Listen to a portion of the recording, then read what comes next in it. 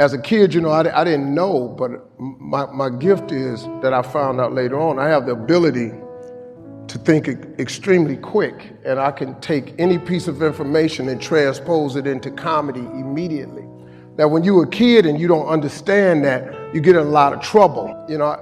I didn't know what it was until I got older, that this was a gift, that it did make room for me, that I became a stand-up comedian, which started with a dream of mine, and it led to where I am today. It's a lot of stuff that happened in between there.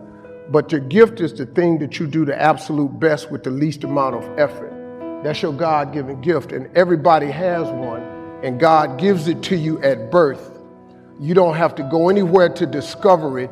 It's not in the water. It's not on a mountaintop. It ain't hid under a rock. Your God-given gift is instilled in you at birth. If you pursue that as opposed to your passion, there lies your greatest chance for success. The problem with people is we don't pursue our gift oftentimes. We try to go get an education and make it think that's going to get us somewhere, and then we try to pursue a passion. If you identify that gift, man, that gift is the thing that can make you great.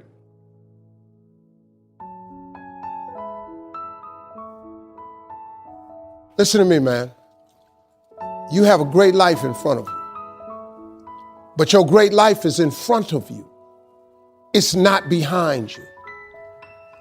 What you did back there ain't got nothing to do with what God got for you. What you did back there was learn the lessons to get you to where you are at this particular moment right here. But what God got for you, do you know, man, that you can actually mess your life completely up? You can jack it all the way up and you can turn around and get it right. Do you know that you can be divorced multiple times and still be okay? Do you understand that you cannot have a degree and still be just fine? You want to know how I know? Because I'm telling you what I know. I lost everything twice. I don't know if you've ever lost everything before, but I've been bottomed out twice. I done seen rock bottom 2 times. I've been through some walls up in here, man. I'm just trying to tell you, man, God is really with you. Matter of fact, write a book on how to make it without God. Because I want to read it. I want to read the first page. And then I want to read the last page because there ain't going to be but 2. God is in the forgiving business. You can make all the mistakes you want to make or think you shouldn't make. God is in the get it together business. If you got dreams and visions, I got news for you. God is in the make your dream come true business. He did it for me. How he won't do it for you? A lot of y'all better than me. I'm just gonna flat out tell you. Most of y'all ain't done what I had to do to get to where I am today. You just ain't had to do this type of dirt. You ain't been homeless, so you ain't got to scrap like me. Most of y'all didn't come. You're not old as me. I've overcome it all because I have a relationship with him. And you can listen to me and tell that I'm not a perfect person. I have my flaws. I am a flawed human being, but guess what? You are too. You ain't got it all together. I dare you to say you do. I make a lot of money, man, but guess what? I ain't got it all together. I'm hurting. I'm hurting, man. Everybody tripping through something. Everybody, I don't care who you are, you going through something. But if you got God, you can make it. I'm just telling you this little piece of information. I don't see most of y'all most of the time. So you're sitting here, you're kind of looking at me a little bit odd. Why Steve talking like this stuff? I'm just trying to put you on game. Because let me tell you, all y'all want to be successful. And you want to be happy, but you got to get there. It's a shortcut to getting there. The shortcut to getting there is the relationship with God. If you try it without him, you're going to fail miserably. You're going to sink, man. It's going to be ugly for you. Now, this is what you got to do. Identify your gift and get busy with it. God gave all of you a gift. Identify your gift. It is the thing that you do the absolute best with the least amount of effort. That's your gift. Get busy at that. If it's drawing, if it's teaching, if it's sharing, if it's caregiving, he put that gift inside of you. He didn't hide it under a rock or put it under the mountain or put it on the mountain somewhere. He put the gift in you. And you look at me any kind of way you want to. What I'm just telling you is real. That's how you become successful. Identify your God-given gift, what he gave you at birth. If you do that, God will open up the windows of heaven and pour out a blessing that you won't have room enough to receive.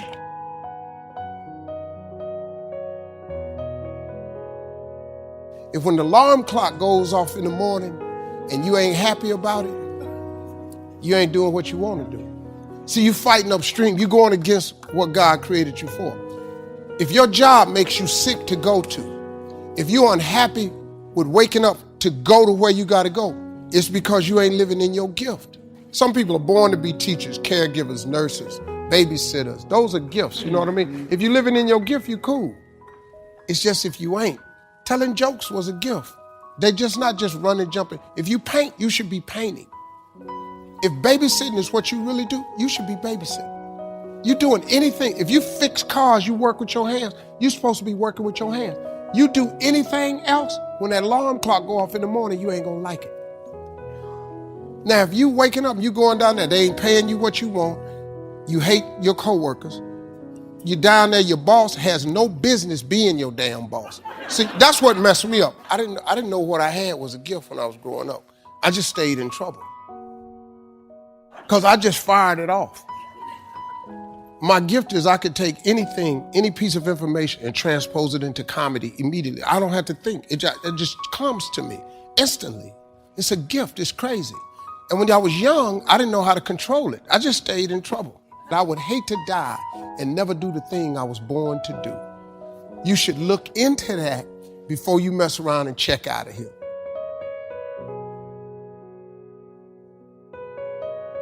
I mean, it is what it is, you know. It's COVID. This is the first time that the entire world has had the exact same problem. I mean, we just have to deal with it, you know. It's not just happening for Americans. It's not just happening for the poor. Rich people catching it. You understand? This can attack anybody. So it's something we all got to pay attention to. A lot of people are looking at this the wrong way. There is a blessing in everything. Behind every moment of adversity in your life, there is a blessing and a lesson. Pain always leaves a gift. Always. It's not going to change for you. It's COVID for everybody. It's ain't just you. Your world 42 ain't finna crumble because you got to change your career. You have to change your career. You just said it in the question. Maybe it was time for you to move on. Don't worry about the people that God has removed from your life. He saw things you didn't see. He heard conversations you couldn't hear, and he made moves you wouldn't make. When a door gets shut, all you got to do is walk up the hall. It's more doors. This is God. Could it be that there's a different door that he wants you to go through that was better than the door that got shut in your face? You have to live your life in the expectation of wonderful things happening. God is a merciful God. He didn't bring you this far to leave you. He didn't set you up to fail. You're tripping. You're tripping, man. He only wants to progress his children. That's all he want to do. Even if you're wrong, he forgives us. Just keep moving, man. It ain't nothing. This thing right here, really, man, you got to look. So many good things have happened to me. Now, look, I've had some painful moments in this like you. But hey, I look for the bright side, man. I expect something good to happen. I'm back at work. And then I just sit in expectation and wait and see what he got from me. Because he got something for me.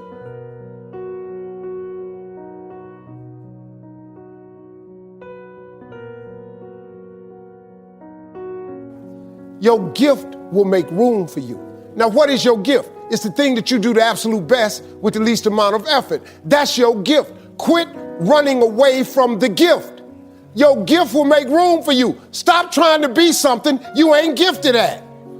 Nobody asked you to go down here and study to be a dentist, and you ain't really good at that. Listen to me. All of you have this gift. Identify it. It's the thing that you do the absolute best with the least amount of effort. That's what you should be doing. You're wasting your time pursuing your passion. What are you gifted at, and do that? Stop tripping. You can do that. If you fry chicken better than everybody you know, you ought to be somewhere frying chicken. People make millions of dollars frying chicken. Popeyes, Kentucky Fried Chicken, El Pollo Loco. All they doing is making chicken. They just found a way to do it. Somebody just started making chicken. You know the story of Marie Callender's? Do you know what this woman did, man? She worked for a diner, a greasy spoon diner that was going out of business. It was her only job. She was a single mother. It was her only job. She needed that job, but the diner was going to close. So she went to the owner of the diner and said, let me bake one of my pies. People like my pies, and see if I can help you make a little money. He said, whatever, bring it in. She bought one pie in. They sold every slice. The next day, the people came in and asked for the pie. She had to go home and make another pie. The next day, so many people asked for the pie, she had to make 4 pies. Then people started saying, can I buy my own pie? She made so many pies at this store that she eventually saved her money and put a commercial oven in her house. Now, she done made so many pies, the dude's shop, he ain't selling hamburgers no more. All he's selling is them damn pies. That's how Marie Callender got started. Marie Callender now has over 120 restaurants. You can't go to no frozen food section without seeing Marie Callender in there. When I was Steve Hightower, Kings of Comedy, when I had that hair, the dude that cut my hair, I met him in 1986. He cut my hair for $10. I remembered him. When I got on TV, I hired him. He came out there, he started making $300 a haircut. I paid him $10. He had been with me so many years that he was making $1,500 per haircut. I was getting my hair cut 4 times a week for television and touring. I paid him $1,500 each time. He was making $6,000 a week. You know what he was doing? Cutting hair. That same haircut I paid $10 for in '87. This dude was cutting it now for me for $1,500. That's his gift. Friend of mine we grew up with, all he did was cut grass. He had a single blade lawnmower that he pushed. He was so good at it, he could raise the blades up and lower them. He could cut patterns in your grass. We little, I'm going, hey man, we going swimming. Now I got to cut Miss Jackson grass. He could cut patterns in your yard. He could put your initials in your grass. As a little boy, $2 for the front, $2 for the back, $4. We used to laugh at him all the time. Well, let me tell you what we laughing at now. He got a landscaping company in Cleveland. You know how much this boy making? $4 million a year. You know what he do? He cut grass. He got 38 trucks. He got all the contracts in the city, malls, corporations. And when it snow outside, he do such a good job cutting the grass, he put plows on the front of his trucks, and he got all the snow removal contracts. This boy making $4 million a year, and you know what he do? He cut grass.